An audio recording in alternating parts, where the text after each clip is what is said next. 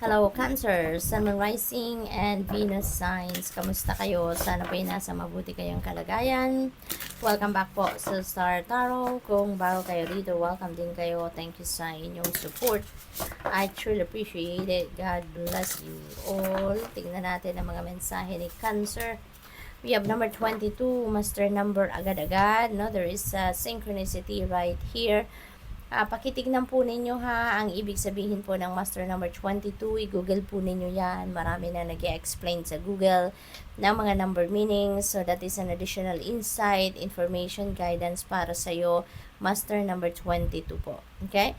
Transmuting pain, which is really good. Kung ano man ang mga bit-bit pa ninyong sama ng loob, sakit ng kalooban, emotional pain, baggages, resentments, you are going to you're going to remove that na sa sarili ninyo. You are about to transmute that into something positive, something high vibe na pakiramdam, which is really good. What else? We have number 59, reconciliation. Ayan, kaya handa na kayong magpatawad rito, no? Handa na kayong makipag-reconcile, makipagbate dahil you're choosing love na. You're choosing love. You're expanding your heart ngayon and you're choosing love. Kaya kayo ita-transmute nyo na yung sama ng loob na yan into something positive, into love, forgiveness, acceptance, no? Handa na kayo dito na makipagbate. Handa na kayo na makapag-reconcile. We have curiosity, no? For some of you, Cancer, siguro meron kayo mga gustong matutunan, madiskubre na mga bagay-bagay or knowledge, no? So, you are, siguro, mag-aaral kayo dito, magro-research kayo, magtatanong-tanong kayo, you're going to gather facts and more information that will support, no? Kung ano man ang mission ninyo sa ngayon. But you are very curious about something. Number 36, needing direction. Ayan. So, maybe nare-research ninyo dito. It's about an endeavor, about a business venture, kung ano pa man.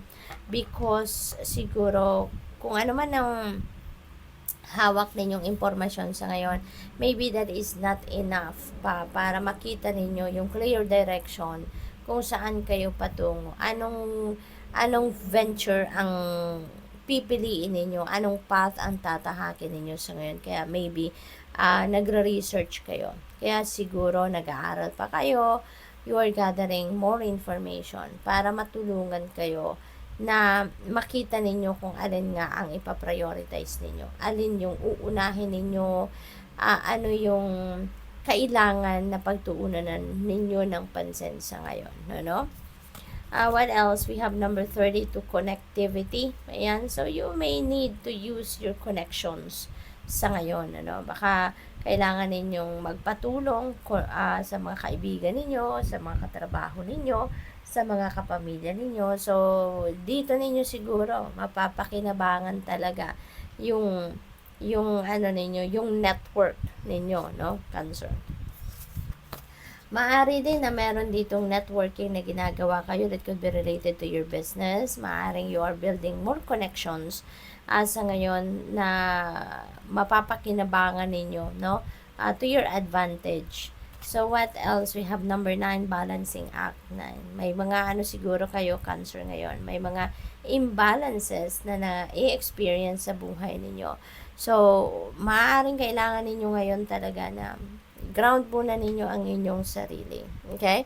Because there are a lot of distractions, there are so many things that you are focusing on siguro. Kaya din siguro kayo nawawala ng direction because sa dami ng ginagawa ninyo. Maybe you are serving too many masters at a time. No? Multitasking at all times. Lalo lang talaga kayong malilito, lalo lang kayong maaaligaga, na you can't focus, di ba? Kaya kailangan ninyo na ibalik yung balance sa buhay ninyo sa ngayon. Okay? Mag-ano muna kayo, step back muna kayo from what causing you stress or kung ano yung nagpapalito sa inyo. Atras muna kayo ng konti, no? Ground yourself, balik muna ninyo yung sarili ninyo sa focus, sa concentration, so that magkaroon kayo ng kalinawan sa inyong isipan, and you'd be able to see the right direction that you need to go to. Okay? What else? We have number 16. It's time to replenish. Ayan na nga. Nasabi ko pa lang, kailangan ninyo muna na magpahinga. Step back muna kayo sa kung anong pinagkakaabalahan ninyo, and it's time to replenish. Okay?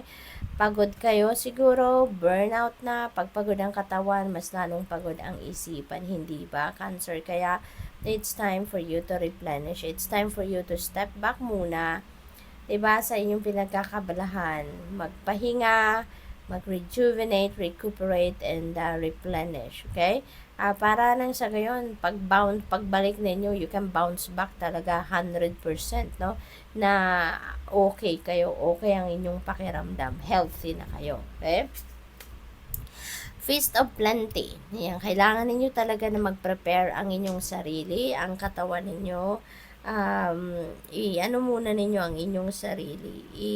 Ang tawag dito, get back to on top of your health muna kayo. Maging healthy muna kayo kasi ang dami-daming opportunities dito na paparating. Ang dami-dami ninyong idadagdag sa inyong gagawin dito. There's a lot of choices, no? Na makikita na naman kahit pagpipilian na maaring makapag-stress pa, additional stress ang hatid din sa inyo niyan.